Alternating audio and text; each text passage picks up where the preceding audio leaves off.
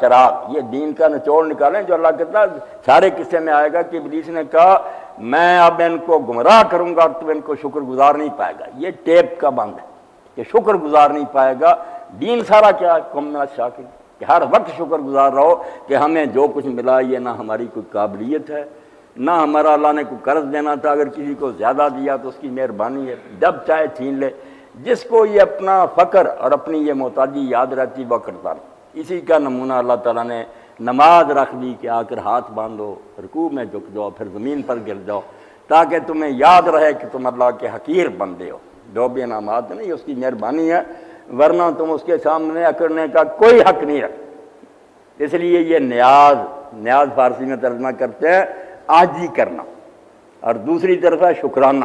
دو مقصد ہیں نماز کے کہ آدمی اس نیت سے کھڑا ہو کہ میں اللہ کے سامنے بے بس ہوں، اس لیے مجھے اپنی عاجزی ظاہر کرنی چاہیے، ایسی علامتیں ہونی چاہیے جس سے مجھے یاد رہے کہ یہی حقیقت ہے نا تمہاری کہ ہاتھ باندھ کر کھڑے ہو، اب جھک گئے اور زمین پر گر گئے.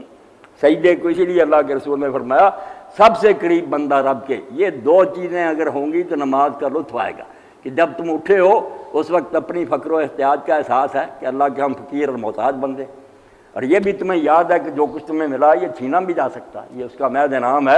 احسان مانو، شکر اور اظہار فقر.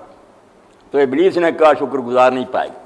تو اللہ تعالیٰ نے اس وقت آدم علیہ السلام کو خبردار کیا کہ اب تمہاری اور اس کی علانیہ دشمنی شروع ہو گئی، یہ تمہارا دشمن ہو گیا. اس کو جب میں نے کہا کہ دفع ہو جائے یہاں سے تو اس نے اعلان کیا، وہ سورہ اعراف میں آتا کہ اب تو نے مجھے چونکہ مردود قرار دے دیا، اب مہلت دے کہ میں اس کی اولاد سے بدلا لوں. اور سورہ بنی اسرائیل میں آتا کہ اتنے سخت لفظ ظالم اندھا ہو گیا دشمنی میں، لاحتہ نے کرنا ضروریت اجتناب کیا کہ جیسے ٹڈی دل آتا اور فصلوں کو چاٹ جاتا، کوئی پتہ نہیں چھوڑتی وہ ٹڈی. فرمایا میں اس طرح اس کی نسل کو چاٹ دوں گا، اب میں انسانوں کو چھوڑوں گا نہیں، ان کے منہ میں لگام دوں گا اور دوزخ میں لے جا کر چھوڑوں گا، آگے سے پیچھے سے دائیں بائیں سے حملہ کروں گا، میں ڈاکو بن گیا.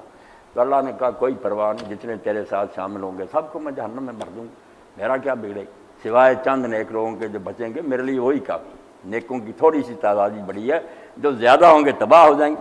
تو یہاں اللہ تعالیٰ نے پھر کہا کہ اے آدم اب تو اور تیری بیوی باغ میں داخل ہو جاؤ، کھاؤ پیو، کھلا اس درخت کے قریب نہ جانا ورنہ اپنا نقصان کر لو. ہمارے ہاں یہ بدقسمتی ہے کہ جو قرآن چاہتا تھا نا قصے کہانیوں سے جان چھڑا کر جو اصل مقصد ہے اس واقعہ کا اس پر ساری توجہ مرکوز وہ ختم ہو جاتی.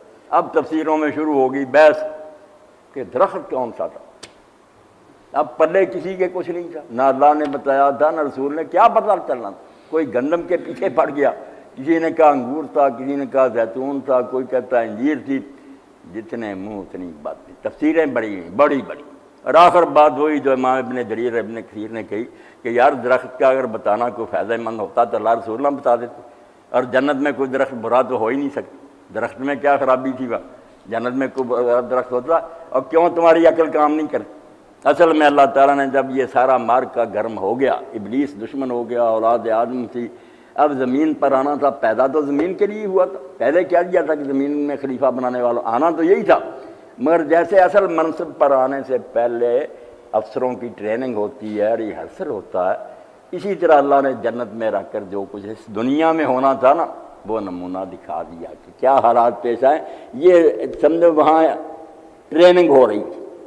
اب ٹریننگ کیا، دین کا مزاج سمجھے، جو جنت میں تھا وہی دنیا میں. شریعت کیا، جیسے وہاں تھا نا کہ سارے درخت چھٹی ہے جہاں سے جی چاہو، صرف اس درخت کے قریب نہ جانا. امتحان کے لیے درخت نہیں برا تھا، آزمائش.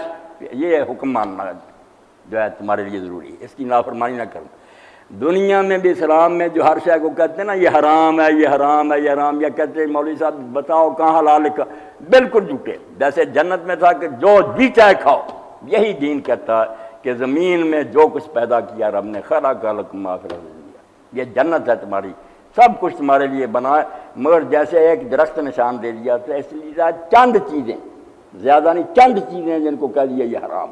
جو وہاں ہوا وہی یہاں کہ ساری چھٹی ہے. آپ فروٹ کھائیں، شربت پئیں، انگنت ہے. دو چار چیزیں نا، شراب نہ پیو، یہ بھاگتا ہے آدم اسی درخت کی طرف. باقی اتنے کھانے ہیں، دودھ ہیں، شربت ہیں، سب ٹھیک ہے، جوس پیو، کھاؤ پیو جو چیز، صرف اس درخت کے قریب نہ جاؤ، تمہارا نقصان ہوگا. تو شریعت کا مزاج بھی آپ اپنے ذہن میں بٹھائیں، حلال ڈھونڈنے کے لیے کوئی ضرورت نہیں، جو کہ بھینس کا دکھاؤ فلانے کا کوئی نہیں، سب حلال ہے ہمارے لیے، یہ سب کچھ پیدا جو کہتا حرام ہے وہ ڈھونڈ کر بتایا کہ آقا نے اگر کہا کہ اس درخت کے پاس نہ جانا وہ دکھاؤ، حرام کی دلیل کی ضرورت، یہ مسئلہ یاد رکھیں کہ چیزیں سب حلال ہیں سوائے جن کے بارے میں مل جائے کہ یہ اللہ رسول نے حرام کیا، ورنہ حرام کرنے کا کسی کو حق نہیں۔ اللہ کہتا جو کچھ زمین میں سب تمہارے لیے کھاؤ پیو سوائے اس درخت کی طرح چند چیزوں کے کہ اس کے پاس نہ جانا، تو امتحان کے لیے، ورنہ درخت میں کچھ خرابی نہیں تھی، ٹیسٹ ہو رہا تھا اور بتایا جا رہا تھا انسان و حریص علی منع کہ تیرے اندر ایک خامی ہے کہ جس شے سے تجھے روکا جائے تو اس کی طرف بھاگتا ہے۔ بچے کو آپ جس چیز سے منع کریں گے وہ ادھر ضرور جائے گا، جس کو چھٹی دے رکھیں ادھر نہیں توجہ کرے گا۔ یہی خسرت ہے انسان کی جس کا بیان ہوا کہ کہا سب ٹھیک ہے، کھاؤ پیو مزے سے جانتے، صرف اس درخت کے قریب نہ جانا ورنہ تمہارا نقصان ہوگا، تم اپنے آپ کو نہ محروم کر لو گے بہت سارے نفعوں سے۔ مگر وہ نامراد جو تھا اس نے آدم علیہ السلام کو یہی سمجھایا، فَأَزَلَّهُمَ الشَّيْطَانُ عَنْهَا، پیچھے پڑ گیا، وسوسے ڈالے، قسمیں اٹھائیں میں تمہارا خیر خواہ ہوں۔ اب اس میں بھی آتا کہ میں درخت کا جو ہے نا اس سے اللہ نے صرف اس لیے روکا تم فرشتے نہ بن جاؤ۔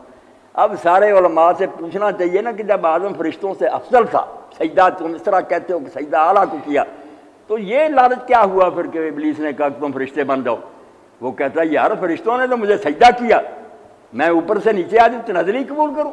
نہیں، آدم بھی سمجھتا تھا کہ مجھ سے بہتر ہے، اسی لیے اس لالچ میں آ گیا کہ میں فرشتہ بنوں، قرآن کے پیچھے چلو میں اپنی مرضی نہ کروں۔ مگر یہ بات غلط نکلی، فرشتہ کیا بننا تھا، پہلی عزت بھی جاتی رہی، جنت سے نکلنا پڑا۔ تو شیطان نے اس درخت کے بارے میں طرح طرح کے لالچ دے کر کے نفع ہے اس میں، ہمیشہ کے لیے آدمی زندہ ہو جاتا، مرتا نہیں، فرشتہ فَأَزَلَّهُمَ الشَّيْطَانُ عَنْهَا، اس درخت کے سبب سے آدم علیہ السلام کو اور حوا کو پھسلا دیا، بھول گئے۔ فَأَخْرَجَهُمَا مِمَّا كَانَ فِيهِ، اور جس عیش و آرام کی زندگی میں تھے، عزت سے جنت، اس سے اس نے نکال دیا، ختم ہو گیا وہ قصہ۔ وَقُلْنَا اهْبِطُوا، ہم نے کہا اتر جاؤ یہاں سے، بعضکم لبعض عدو، اب یہ میدان جنگ بن گیا آدمی، یہ اور اس کی نسل تمہاری دشمن ہوں گی، یہ جہنم لے جانے کی کوشش کرے گا، پیغمبر آئیں گے تمہیں ان کی باتوں کی وجہ سے جنت نصیب ہوگی مانو گے تو، وَلَكُمْ فِي الْأَرْضِ مُسْتَقَرٌّ وَمَتَاعٌ إِلَىٰ حِينٍ، اب جنت ملے گی دوبارہ، رکھا اسی جگہ اسی لیے تھا ٹیسٹ کے لیے کہ تمہیں بتایا جائے کہ انسان ہونے کی حیثیت سے اصل مقام تو تمہارا جنت ہی ہے، لائق تو اس کے ہی ہو تم جنت میں رہو، مگر جیسے نافرمانی سے نکل گئے ہو اسی طرح اگر نافرمانیاں کی تو یہ پھر نہیں نصیب ہوگی، اور اگر تم نے یہ دوبارہ گم گشتہ فردوس حاصل کرنی، ہاتھ سے گئی جنت، تو میرے حکم ماننا، دوبارہ یہاں آؤ گے پھر نہیں نکالے جاؤ گے۔ وَلَكُمْ فِي الْأَرْضِ مُسْتَقَرٌّ وَمَتَاعٌ إِلَىٰ حِينٍ، اب چلے جاؤ زمین میں رہو بسو گے، وہیں تمہارے کھانے پینے کا انتظام ہوگا۔ فَتَلَقَّىٰ آدَمُ مِن رَّبِّهِ كَلِمَاتٍ فَتَابَ عَلَيْهِ إِنَّهُ هُوَ التَّوَّابُ الرَّحِيمُ، یہیں ختم کروں گا۔ تو ایسے حکم ملنے پر آدم علیہ السلام نے اپنے رب سے کچھ کلمات سیکھے، ان کو پڑھا، اللہ تعالیٰ نے اس کی توبہ قبول کی، ہے یہ اللہ تعالیٰ بڑی توبہ قبول کرنے والا اور مہربان، راستہ کھول گیا کہ غلطی ہو جانے کا کوئی ڈر نہیں، اگر تم بعد میں توبہ کر لو گے تو اللہ تعالیٰ فضل و کرم فرمائے گا، مگر حکم دوبارہ ملا پھر کے زمین پر اتر جاؤ۔ یہی سوچنے کی بات تھی کہ پہلے حکم ملا اتر جاؤ، پھر درمیان میں توبہ کا ذکر آیا، ہم نے سارا قصہ ہی اٹھ دیا کہ مجرم ہو کر زمین پر آئے، یہاں پھر کئی مضر ہوتے رہے، اللہ جو کہتا ہے دوبارہ حکم جو ملا اترنے کا وہ توبہ قبول کرنے کے بعد، توبہ تو وہاں ہی ہوگی، یہ کام گئے کہ ہم سے کیا ہوا، اور وہ کلمے بھی بتا دیے، ہم نے اپنی طرف سے گاڑ لی باتیں کہ عرش پر لکھا تھا حضور کا نام، اس کا واسطہ، اور قرآن خود بتاتا وہ کلمے کیا تھے، تمہاری کہانیوں کی کیا ضرورت۔ ربنا ظلمنا انفسنا وَإِن لَّمْ تَغْفِرْ لَنَا وَتَرْحَمْنَا لَنَكُونَنَّ مِنَ الْخَاسِرِينَ، اللہ ہم نے یہ کام کر کے اپنا بڑا نقصان کیا، جنت سے نکل گیا، تیری نگاہ میں مغضوب ٹھہرے، اگر تو بخشے گا نہیں اور رحم نہیں کرے گا تو ہم تو تباہ ہو جائیں گے، خسارے میں چلے جائیں گے۔ تو اللہ کہتا میں نے ان کی توبہ قبول کی، اور لفظ بھی قرآن کے کیسے پیارے کہ کلمے میں نے خود ان کے دل میں ڈالے، میں نے خود طریقہ سکھایا کہ اس طرح آپ کہو، فتاب علیہ